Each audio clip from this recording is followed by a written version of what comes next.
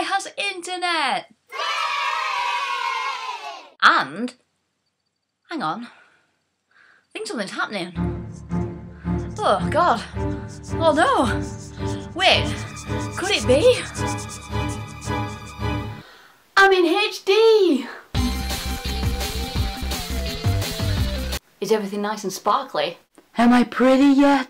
And yes, I know the sound is bad, but that's what you get for buying a DSLR and going, ah, I'm sure the internal mic's fine. But don't worry, video mic purchasing will commence after I finish this. So yeah, this week's video is pretty late since I've been in Glastonbury all week with no internet. I might have died. And no one would have been able to tweet about it, so you guys wouldn't have found out. Anyway, I'm back now, and as Pikachu said last week, I promised to do this week's video on everyone's favourite subject, so here it is.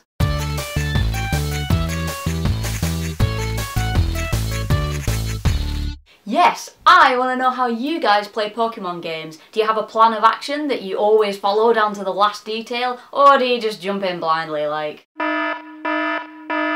According to my friends, I'm way too anal about the way I play Pokemon and take it too seriously, and to be honest, it's probably true. I don't know if you guys ever used to buy these guidebooks when you were new to the games, but I used to love these things. In fact, this one's so well used that even though I sellotape the hell out of it, this happens.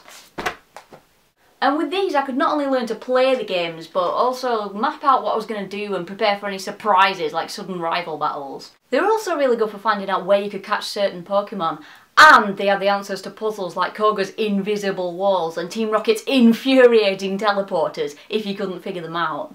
But somehow it didn't stop there for me. When you're a kid, you tend to play games quite recklessly in comparison to when you're a bit older, and you maybe analyse your chances a bit more and change your tactics accordingly. And when I was a kid, I played Pokemon with a more anything goes ethos and just made decisions based on, let's have fun now and go with the moment, I'll deal with the Elite Four when we get there. But of course, when adolescence came along and brought a whole new generation of games, like RPGs that really need you to think about what you're doing, I looked at Pokemon and thought, Mother of God, I'm doing it wrong! So from then on I developed this really rigid method of playing Pokemon, where as many elements of each playthrough were as predetermined as I could possibly make them. Let's give you a breakdown here. Before starting a new game, I'd get out the guide or go on the internet and research that game's Elite Four to see which types of Pokemon I'd need to successfully bitch slap them into giving me title of champion.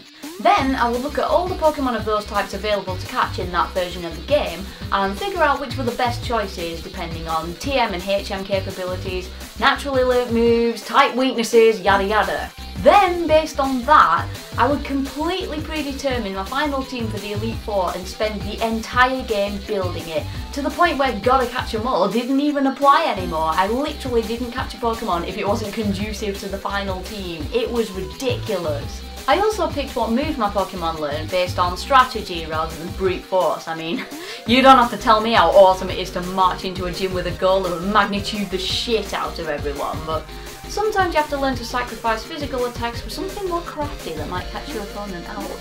Now, if you've been finding this stuff nerdy enough, you might want to put the laptop down and go and do some regular human stuff, because it gets worse.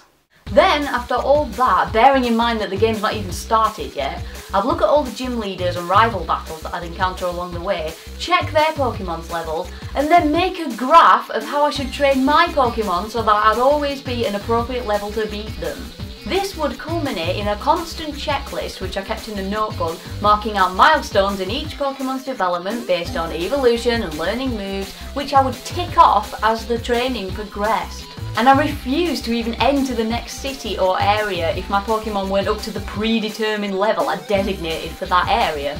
And if you don't believe me, here are some notes that I found from various playthroughs. Here's a Leaf Green level checklist. Ooh, Soul Silver Elite Four breakdown. I mean, what was I thinking? That's barely playing a game, that's more like planning mass genocide or something. Way to swing between extremes. So yeah, nowadays I do plan ahead and a lot of research happens, but I'm not like that anymore. I try to just go with the flow and see what happens. And I also try and always use one Pokemon that I haven't really used before as an integral main party Pokemon. So yeah, that's my story of tragic nerdiness. But I want to hear from you guys. Have you ever been a complete Pokemon control freak like me, or are you completely clueless? I want to know. Hit me up guys, comment, Twitter. I've also put a link down there to a website called Bulbapedia, which is brilliant for bringing up loads of Pokemon information in a flash. Unless you have dial-up. In a flash, get it? Bye bye.